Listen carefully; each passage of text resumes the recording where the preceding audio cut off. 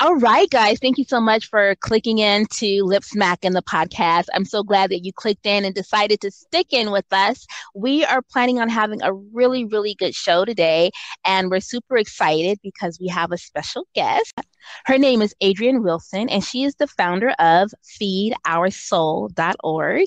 And it's a movement, guys. It's a movement that she's going to talk to us about today.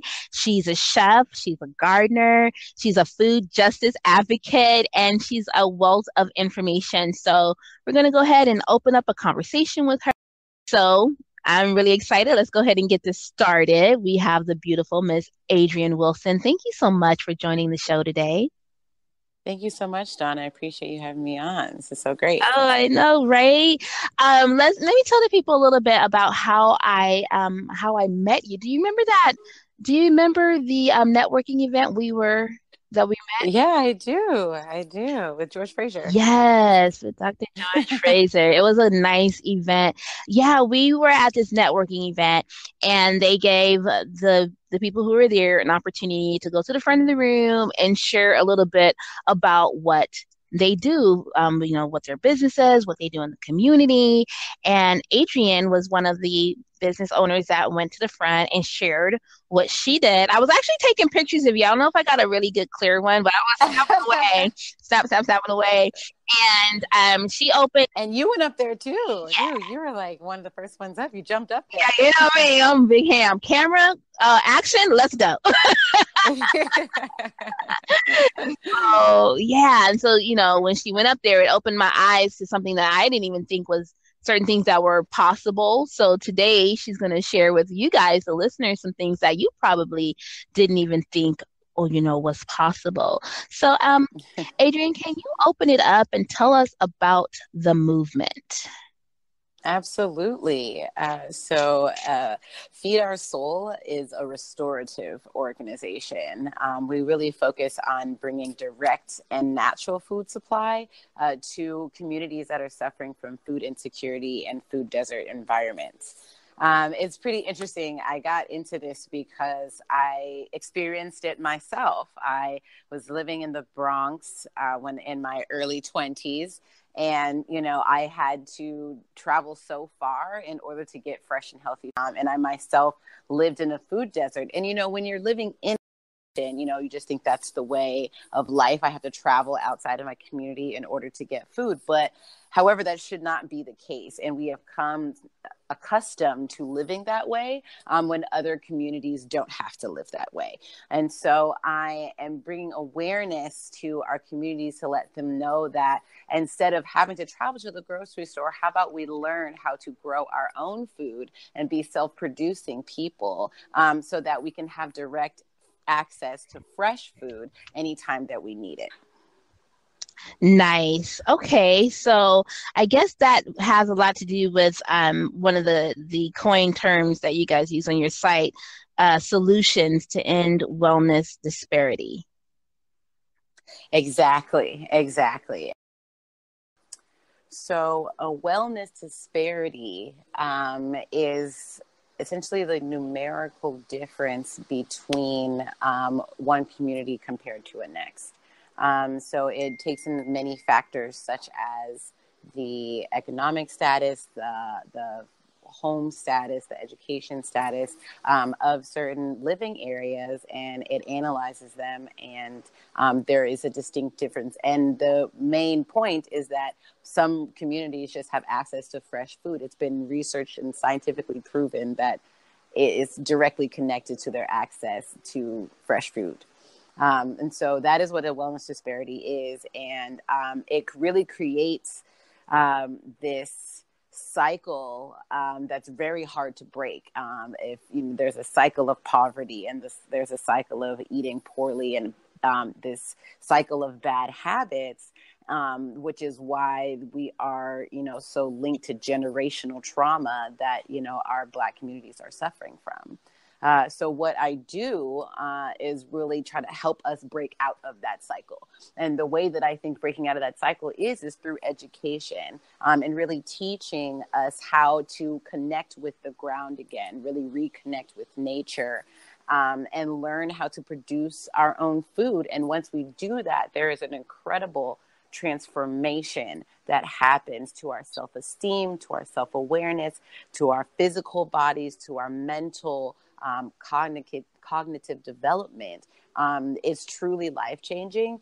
And once I started on the journey, I knew that I had to teach our Black communities, how to do that as well. I love that. It's like it's like survival at with our own hands. It's like when we realize that if we become one with the earth, there will be no hunger for that particular individual because they're creating and growing their own food, and then like the power of fresh food that's been fed by the sun. Or tell me a little bit about how you're able to do this. Like, what are you educating them to do?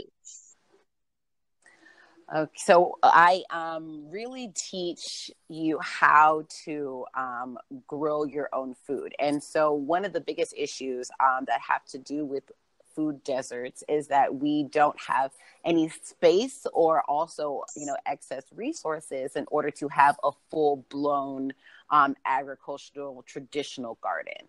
And so what doing my research and in really I found a solution, which was hydroponics. And hydroponic gardens is a sustainable technology that you can use to grow vertically and with very minimal footprint, also using 90% less water and 90% less space.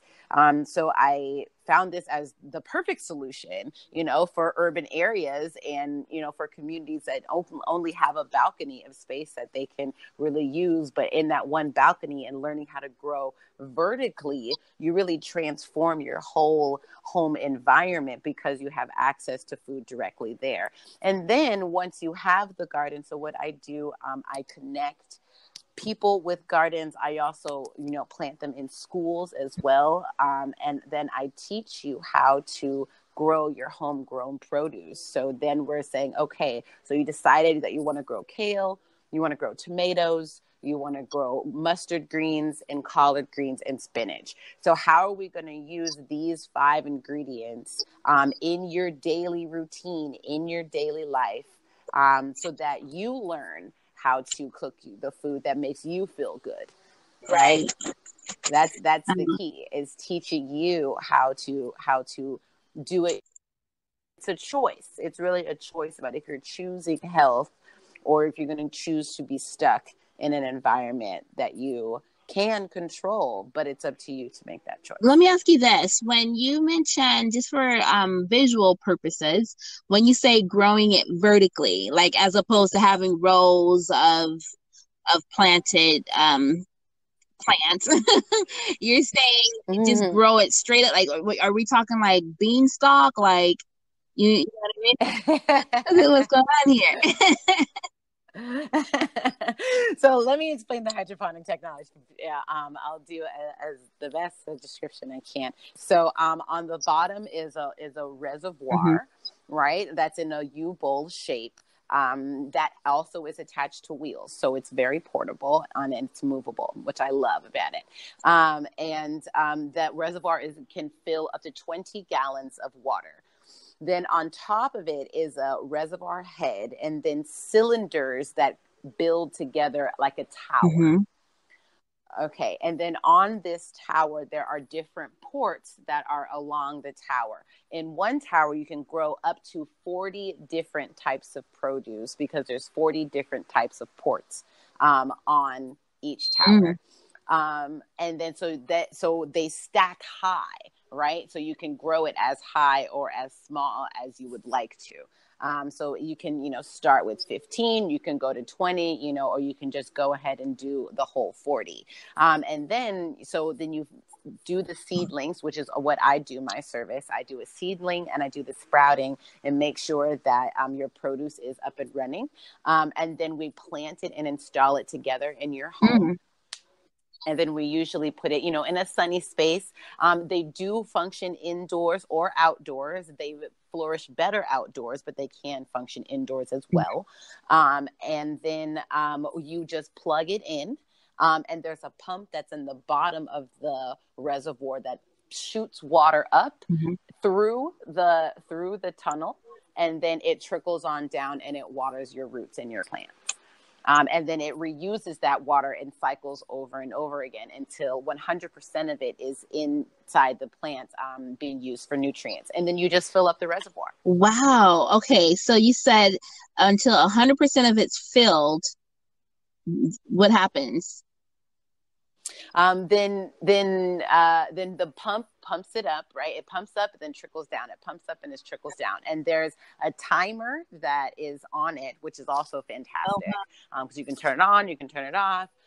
You can have it run all day. And so we typically have it run, every just 15 minutes, an hour. Okay. And so that's 15 minutes of time where it's just constantly watering it. And then the roots are coming down that's inside the cylinder. So you're not really seeing the roots. You're just seeing the greenery that is outside on the port. Okay. And then, so this technology is pretty amazing. How long has this type of technology been around? Well, see, now you'll hear an old head said that hydroponics have been around for years because it really was used to grow cannabis indoors. And so now they've made it, and so where vegetables and produce can now be using it in such a portable way, where we have pumps that can use it instead of it. Usually used to have to be attached to your house and attached to your water pump, like on your home. But now, we found a way to make it portable. How were you introduced to this technology? Oh man, that's such a good question. I saw it at a restaurant. Oh. I was chefing, meeting with one of my chef friends, and at Sage, and they had some, and I was like, oh my gosh, what are these things? Mm-hmm. Wow. And I love technology too. And I saw it and I was like, this is the answer.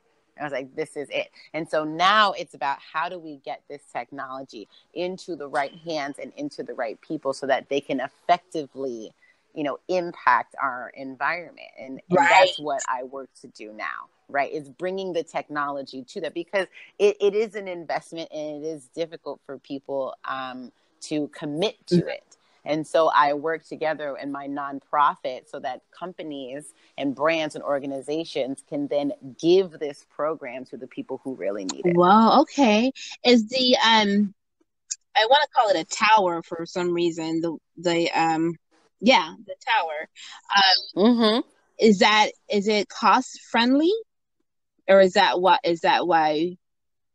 Because you mentioned that it's an investment. Is it a time investment and a money investment? Is it like expensive? It's definitely a time investment because you have to be patient with plants. Mm-hmm. In terms of your lettuce and greens, those grow within 20 days. No problem. If I want to grow spinach, if I want to grow lettuce, once it's in the tower, you'll have reoccurring harvesting within the month.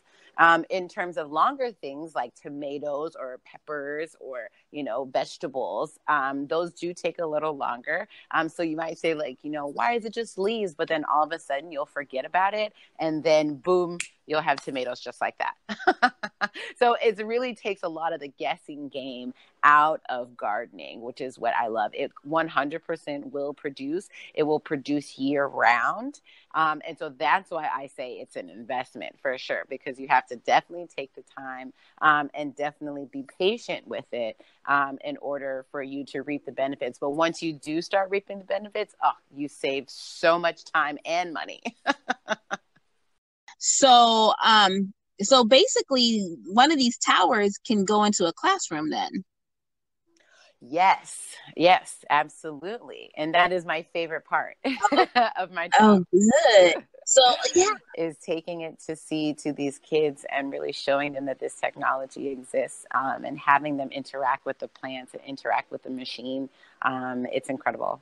That is really incredible, man. I'm thinking right now because that was another part of when we met for the first time because they were talking about the importance of technology, STEM programs that are out right now, and Mm-hmm. this is amazing. And I know some schools that are lucky enough they have the 3D printers. I could see a 3D printer print making one of these towers.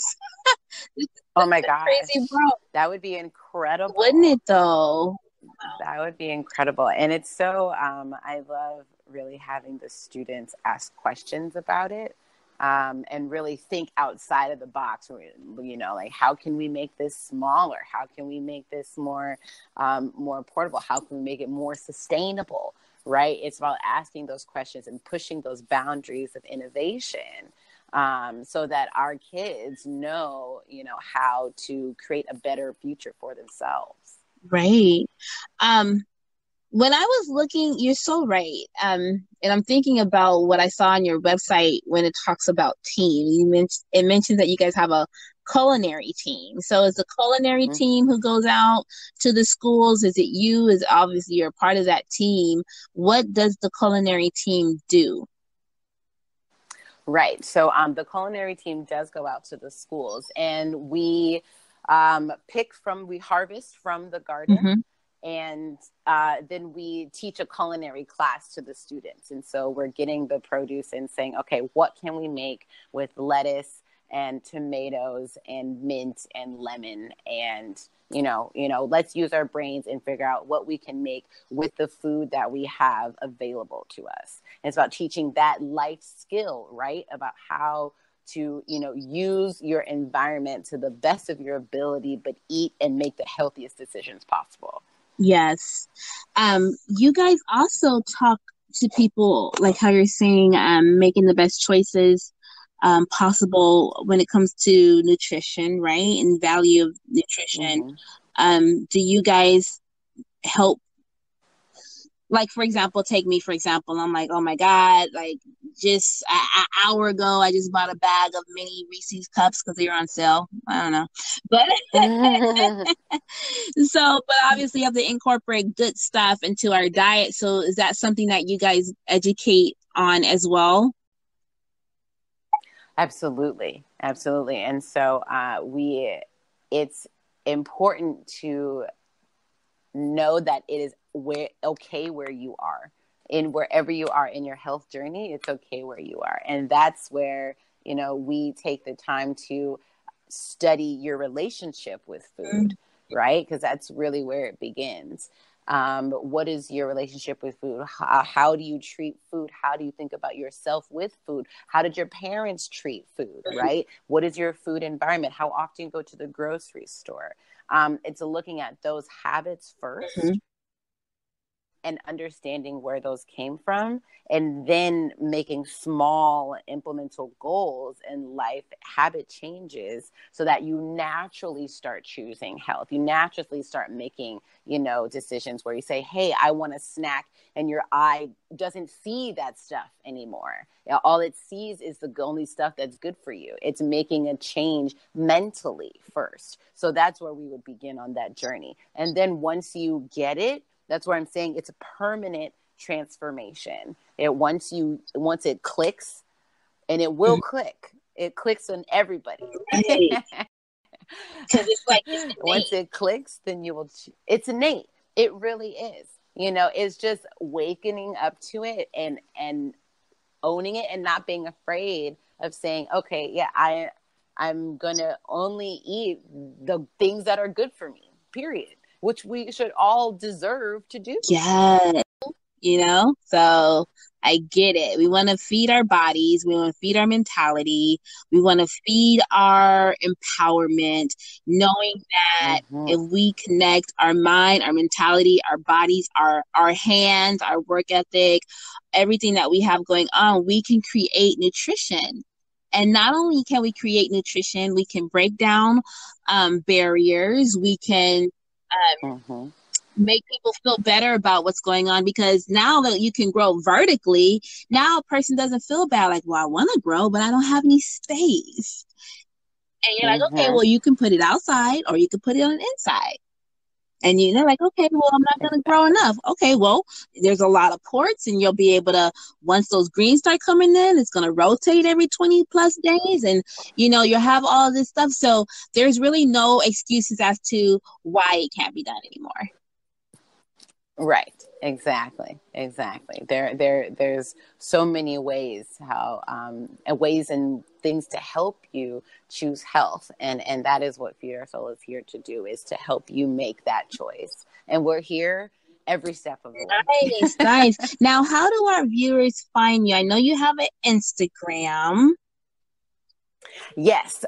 So you can find me in a few ways. My Instagram is at Feed Our Soul.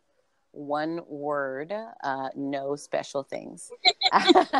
And my website is www.feedoursoul.org. And you can contact me there, and you can, shoot me on Instagram. You can check out my recipes there. You can look at all the fun events that we're doing that are coming up. And we always have community service opportunities. So we're always open to having volunteers come and help out with food distributions and culinary classes and workshops throughout the area. So give me a shout out, and I would love to speak to you. Oh, wow. This is great, guys. I'm looking at the Instagram right now. She is such a lovely person. First of all, I met her in person. I already know. I felt her energy then and there. She wouldn't even be on this podcast right now, but I didn't think she was awesome and had good energy. And and I'm looking at You're welcome. I'm looking at all the different thumbnails on your Instagram. It's very warm. It's very, like, upon looking at it, you feel, it's not like I've never eaten vegetables before or anything like that, but just looking at them and seeing you in action and smiling and in your garden and in your life, it's just really cool. So, oh my gosh, thank you so much. Sometimes social media, you're like, is this? But then you're like, who cares? Right. Yeah, we all have to. We've all been there. Like, Yes. But yeah, I like it a lot. And then I know we've mentioned it a couple times, but just want to say it again. She just mentioned it. It's feedoursoul.org. This is definitely a movement, and we welcome everyone to join this movement. I mean, I'm not look at me jumping on. I'm on the bandwagon too now, because can you imagine home after home after home having this, or right? Or if it's an apartment complex, it could still be somewhere in the community area of the apartment complex, right? You are hitting all the points. Yes, exactly. Imagine if there was just an apartment complex and you just have to go to 3B to pick up all your vegetables. Don't have to go nowhere. Wouldn't that be amazing? Be so like, that's the world that I see. Right. And it would taste really good too, because it's the key definition of organic, like for real. Right. And especially talk about local, yes. Right? Locally sourced. It's 1-2 feet away. Right. That's amazing. We used to grow, typically when we grow stuff, it's, strawberries. Typically when we grow stuff, it's strawberries, mint. What else have we grown? Some vegetable. Oh, greens. A lot of Black people got to have their greens. I know. But it's like, but now I grow so many greens because I can have so many. I love them. Before I was like, oh, like greens are all right, but I don't really need them that much. But now I can eat so many, and I put them in my smoothies. I juice. I have green. Oh my God, I love it. Wow. Oh my God, you're gonna have to start doing some how-to videos. That'll be so much fun. Oh my gosh, girl. Stay tuned. 2050 stays focused at the game, bro. I've been on my grind, staying out the way.